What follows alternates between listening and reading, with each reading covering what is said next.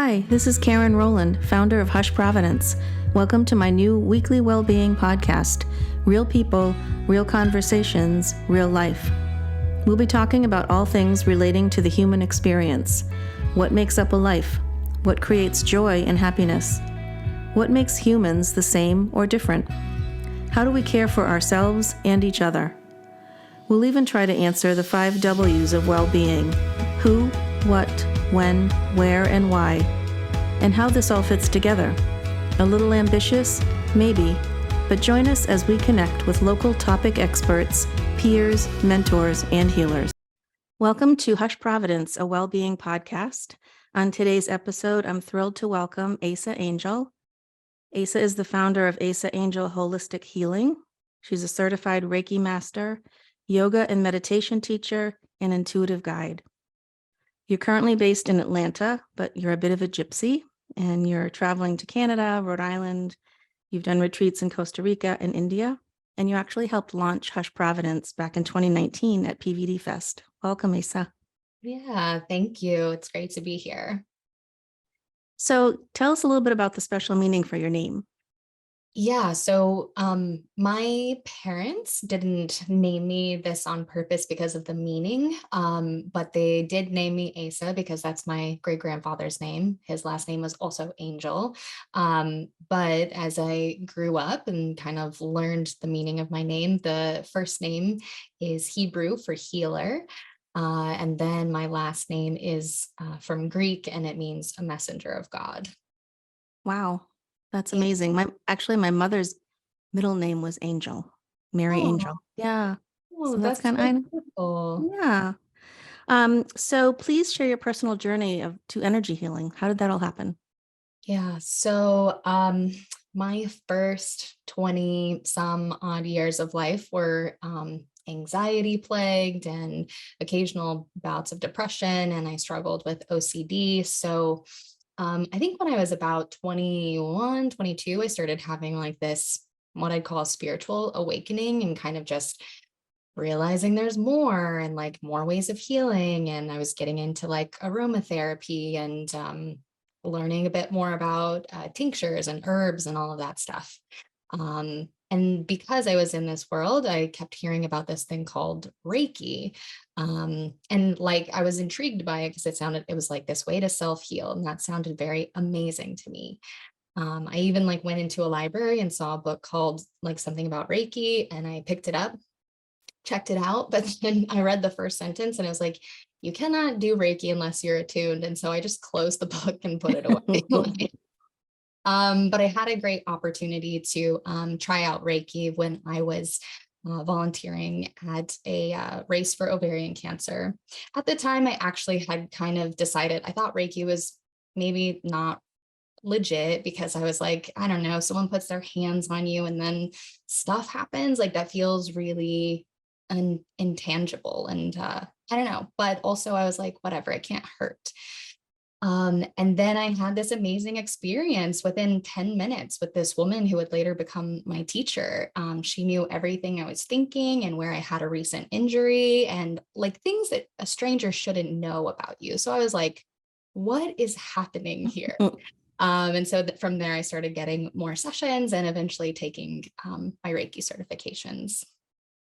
Maybe you could just define a little bit more about what energy healing is all about and, the benefits of it. Yeah, totally. So in Reiki in particular, it's a Japanese word that breaks down into 2 words, rei and ki, meaning like universal life force, and then ki, energy. Some of us might have heard of like chi, that's the Chinese version of energy. So essentially it's this idea that the energy that animates everything, plants, animals, rocks, people, whatever, can be used to move through bodies and reactivate and clear out energy systems. So yeah, that's, I guess, like the short version of what it is. And the benefits of Yeah. doing this like on a regular basis.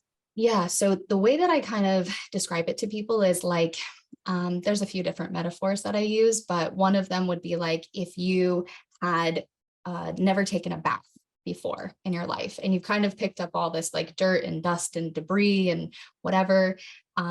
That's kind of what's happening to us energetically, that we're kind of moving through the world. We're kind of picking up things from people. I mean, we even talk about it a little bit like, oh yeah, I like picked up on their bad vibes.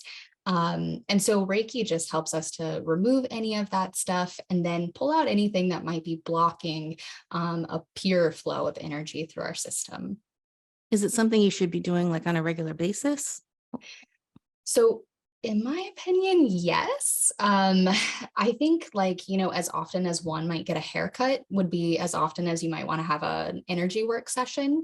But some people, come in when they're just going through major life changes or something is plaguing them. And then that's when they really dive into a Reiki practice. So, I mean, it could be used either way. This is why I love teaching Reiki 1, though, is because once people have the energy and can run it through their hands, they can just treat themselves every day and give yourself like a mini cleansing. How many levels for training? So there are 3 levels in the traditional method. The first level is Reiki 1, which is focused on what we call healing the healer. So really, you can work on people close to you, but it's really the emphasis is on focusing on what's going on in yourself and freeing yourself from whatever is limiting you from kind of living your fullest life. Then there's Reiki 2, which then the focus becomes on healing others. And this is where you receive certain symbols where you can target the energy and also send energy over long distances. And then there's Reiki 3, or sometimes called the master level. It's basically for people who want to become teachers. So you don't have to ever go to level 3 if you're not interested in that. But if you do feel called to bring more people into the fold, then Reiki 3 could be good for you.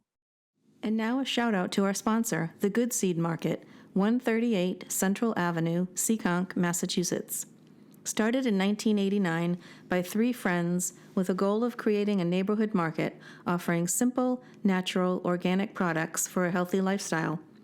Now a member of the independent Natural Foods Retailer Association, our friends at the Good Seed are offering our listeners a 10% discount on their first purchase just by mentioning Hush Providence. The Good Seed Market, a place where ideas can grow. During the pandemic, I know a lot of people were doing sort of remote energy healing and remote Reiki. How does that work? Yeah, I I love this question because actually my answer is I don't know. Like I don't actually know how it works. Um, but what we learn in Reiki is that essentially there is a symbol that you receive. It's called the distance symbol, but it translates to something like no time, no space, no distance, or no future, no past. So it kind of just means everything's right here, right now. And we do actually know that in physics. We understand that the concept of time is not how we understand it, and distance is also not how we understand it. So I think once we have more, I guess, good research, we can start to understand how distance Reiki works. For me, it just comes down to the fact that every time I see someone, and now I have 3 years of distance, almost distance only sessions under my belt, I always know what's happening with this person, even if I've never met them before. And they always feel something. Some people even say they can feel exactly where I am as I'm going along their body, which is wild. Wow, that is wild and awesome. Yeah, it's very cool and very strange. But people were definitely struggling through that whole time, the whole pandemic. So, I mean, to have this as an option for people was probably amazing. Yeah, I wish I'd done it. yeah, we should have got you in. I felt really grateful that I had this tool that could be taken into this kind of remote setting because yeah, some people, I mean, all of us were, sheltering in place at one point, but then there are plenty of people who like couldn't leave their hospital rooms. And so this is a really powerful tool to help people who you can't actually be with. That's great. Can you take us through the 7 chakras and their meanings? Sure. So this is like definitely a quick rundown of them because I basically teach a whole half day on this in Reiki 1. But we start with the root chakra, which is located at kind of the base of the spine. In Sanskrit, it's called Muladhara, which means root support. And this is where we find kind of issues related to family, community, and our physical safety. Then moving up, more like in the hips area, we have the sacral chakra, and that's called Svadhisthana in Sanskrit, which means the dwelling place of the self. And I love this because it's kind of where we have like our desire, like we can have our gut feelings here. But also this is where we start to relate to another person kind of one-on-one. And it's also where emotional safety comes from. Moving up a little further, now kind of in our solar plexus area, we have the Manipura chakra, which is called City of Jewels in English. And this is where we have like our self-confidence, our radiance, our healthy sense of willpower, stamina, and drive, which is really cool because I even like started to sit more upright, and it's like that's where that chakra is. Then we have the heart chakra, which is called Anahata in Sanskrit, and it means unstruck sound, which I think is so beautiful. And this is where like universal love rests, forgiveness, generosity, compassion. I also love that the hands and the arms are in the heart chakra because like anything we do with our hands is kind of like with love or whatever love that we do have. One of my students once said, so when we hold hands, we're kind of like holding hearts. And I was like, that is the sweetest thing. Then at the throat, we have Vishuddha, which means purified. And this is where obviously speaking happens, but also listening. This is where we also express our creativity or create our manifestations in the world. And this is the chakra from which we have choice. So we can make choices for our life. Then we're moving up more towards the third eye chakra. This is called Ajna, or the crown, or sorry, the command center. And here is where we have vision and insight and imagination and dreaming. It's kind of like, it's the command center because we kind of visualize things and then we can make them happen in the world. And what I love, and I have to say, because I feel like it would be a shame if I didn't, is this is also where our pituitary gland lives. And this is where the endocrine system is regulated. So it really is the command center for our whole body. And then we have the crown chakra, which is called Sahasrara, and that means 1,000-petaled lotus. And here we have our connection to the divine. We're knowing that we are connected to all things and we have a perfect place in the universe. If you believe in things like spirit guides or ancestors, like this would be the chakra where you would be connecting to them and receiving insights from them. That's so great. Thank you for taking us through that. I know it was quick, but it was definitely meaningful. Yeah. In your bio, you've also studied with teachers in the fields of neuroscience and trauma-informed practices, which I find really interesting. Can you elaborate a little bit more on that? Yeah, absolutely. So, yeah, I have kind of always been drawn to learning about trauma-informed practices in particular. And now it's kind of like a hot topic, which is cool because we're all learning a lot more about how our nervous systems and bodies kind of respond to what's happening to us. So coming from a trauma-informed place, it's always up to the person in front of me to kind of be the leader in the session, meaning I'm there to help assist in healing, but I'm never going to force anything on anybody. I'm also not ever going to think anything is a person's fault. I understand that things happen to us and that we didn't necessarily ask for them to happen. And so this creates a really safe container for healing. And then because I am like so still like in the world of like what is tangible, what we can kind of touch and feel, I do love learning about the neuroscience behind these things.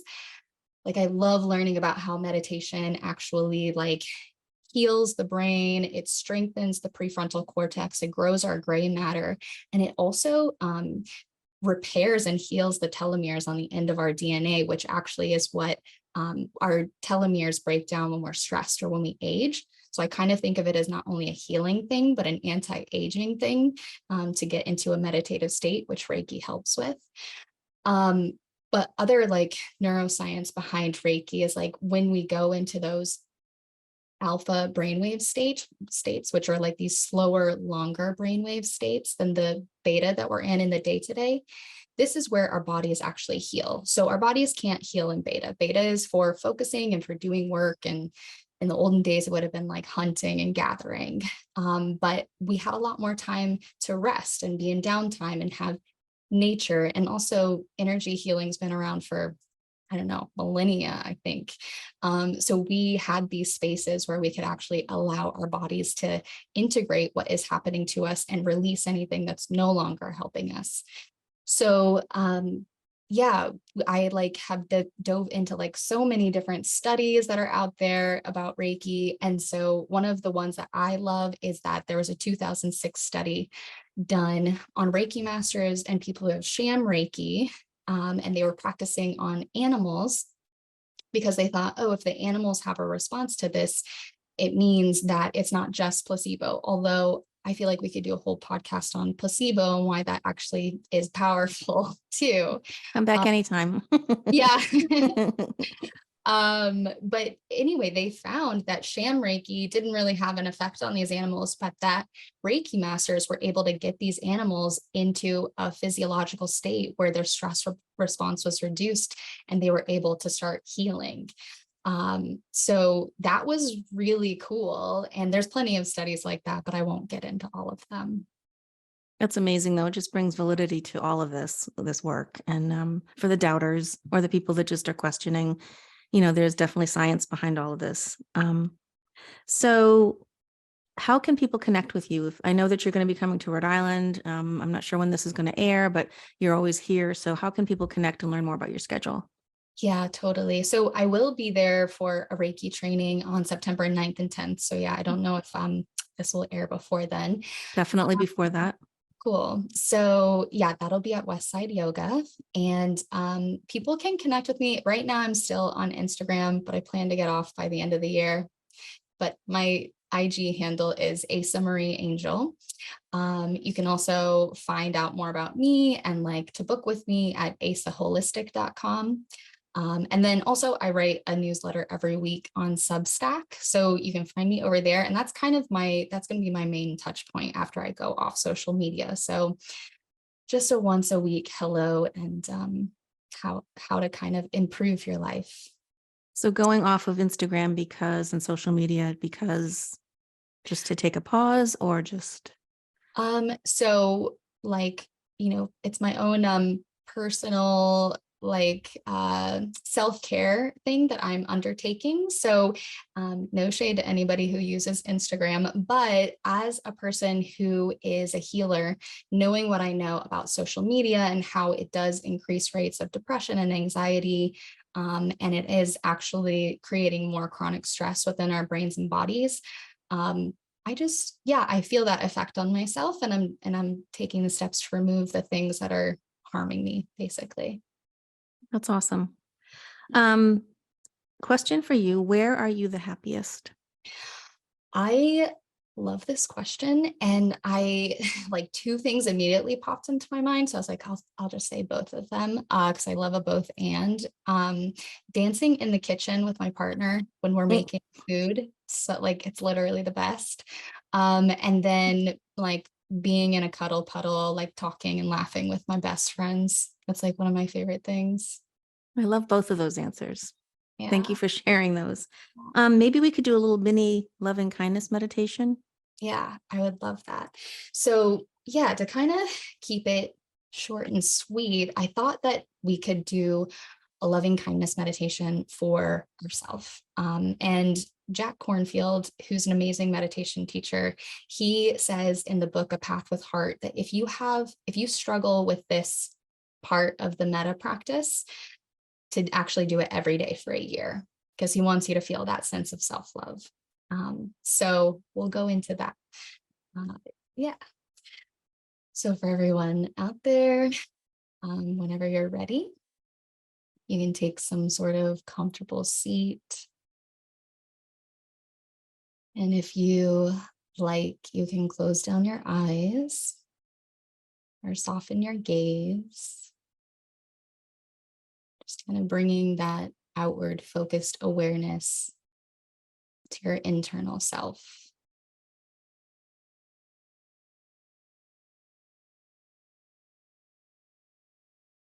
And then maybe becoming aware of the breath.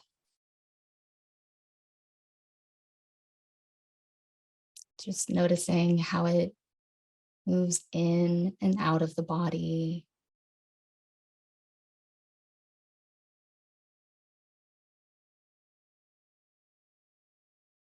Maybe even bringing your awareness down into the chest, down into that heart center. And feeling like you're breathing directly from this area. Maybe feeling the breath come in through the heart and out through the heart.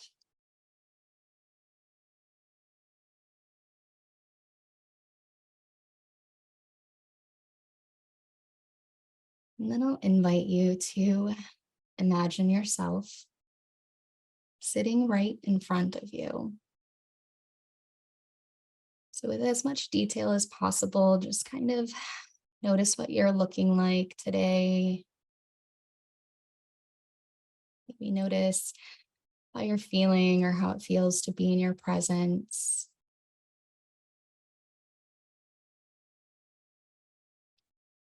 And then connecting your heart space to the heart of the you that is sitting in front of you. You can silently repeat these wishes to yourself. May you be happy. May you be healthy. May you be safe. And may you live with ease. May you be happy. May you be healthy. May you be safe. And may you live with ease. May you be happy. May you be healthy. May you be safe. And may you live with ease. Just allowing all of this loving and supportive energy permeate into yourself, feeling yourself supported and held here by your own love, and taking it fully in.